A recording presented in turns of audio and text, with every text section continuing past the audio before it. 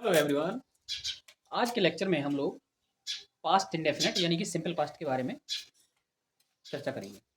पिछले लेक्चर्स में हमने प्रेजेंट इंडेफिनिट यानी सिंपल प्रेजेंट को समाप्त कर दिया था, लगभग समाप्त हो गया वो।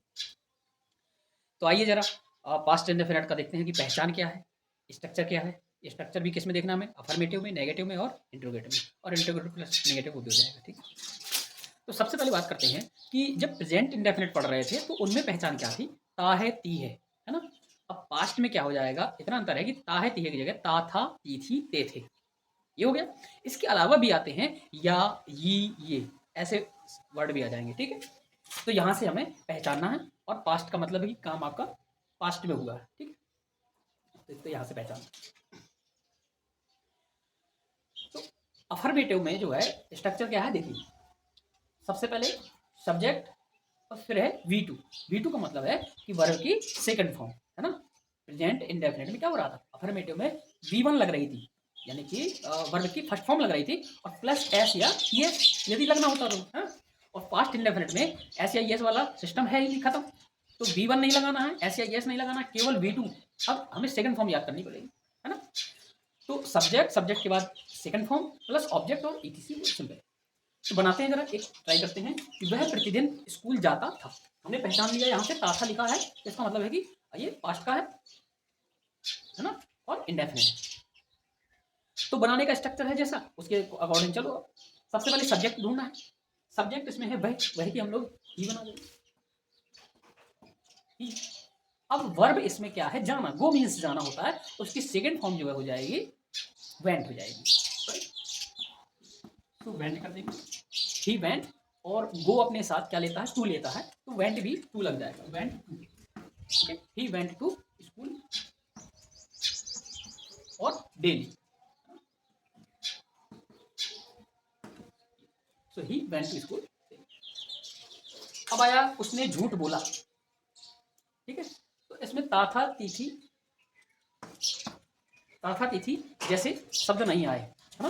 तो आपको ये समझना है कि उसने झूठ बोला, एक पास्ट में काम हो चुका है ना, उसने झूठ बोला। तो या ये शब्द लिखा था हमने, जैसे वह गया, है ना, लेकिन अब या ये भी नहीं आ रहा है, फिर भी आपको समझना है कि बोला, ये सेकंड फॉर्म ही यूज करेंगे यहाँ पे। ठीक है, बोलता है और बोला। ठीक, उसने बोला, अभी बोला होगा झूठ, है ना, तो आपने बोला कि देखो उसने झूठ बोला, तो पास्ट में अभी जस्ट काम फिनिश हुआ ना, तो उसने झूठ बोला। तो he tell a lie, T E double L, tell a lie, है ना, ये कई बार हम बता चुके हैं। तो अब इसमें सेकंड फॉर्म में यूज करना है, तो सेकंड फॉर्म में चेंज कौन होगा, लाई चेंज होगा या टेल होगा, तो टेल चेंज हो जाएगा, टेल का टोल्ड हो जाएगा, है ना, और बाकी सेम रहेगा। So he told a, he told a, right. तो इस प्रकार से ये अफर्मेटिव का स्ट्रक्चर हमने समझ लिया और उसके एग्जाम्पल समझ लिए। अब आते हैं नेगेटिव में, राइट। ओके, सो देखते हैं कि नेगेटिव में क्या स्ट्रक्चर हो जाएगा, सब्जेक्ट, और सब्जेक्ट के बाद अब उसमें देखो प्रेजेंट में क्या आता था, डू जाता था, यहाँ पे डिड आएगा, क्योंकि इसमें जो हेल्पिंग वर्ब होती है वो डिड होती है। तो नेगेटिव वाले में और इंट्रोगेटिव में मेन काम किसका है, पूरा रोल जो है, खेल है हेल्पिंग वर्ब का, यानी सहायक क्रिया का। तो सहायक क्रिया अगर आपने याद कर ली ना, समझ ली, तो बहुत ही, अगर एक अच्छे से पढ़ लिया है, प्रेजेंट पूरा पढ़ लिया ना, तो बाकी कुछ है ही नहीं, सब समझ में आ जाएगा तुरंत, है ना, बहुत जल्दी भी हो जाएगा। तो ही सब्जेक्ट आ गया, अब हमें लगाना है डिड। ओके, तो ही डिड, डिड के बाद हमें नॉट लगाना, वहां डी के बाद नॉट लगाते थे, या हम डिड के बाद नॉट लगा देंगे, ही डिड नॉट। अब याद रखना कि सेकंड फॉर्म लगा रहे थे हम वो अफर्मेटिव में, है ना, लेकिन नेगेटिव में हमें सेकंड फॉर्म नहीं लगाना है, फर्स्ट फॉर्म लगाना है, और फर्स्ट फॉर्म जाना कि go. So he did not go to school,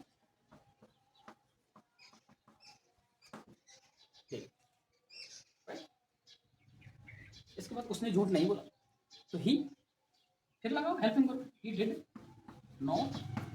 अब टोल्ड एलाई नहीं करेंगे, क्योंकि नेगेटिव में फर्स्ट फॉर्म लगानी है, है ना।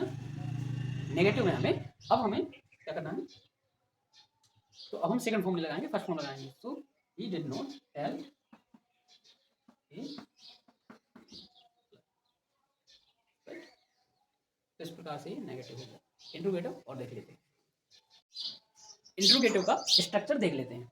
अब इंट्रोगेटिव दो प्रकार के वाक्यों में बढ़ जाता है, ठीक है।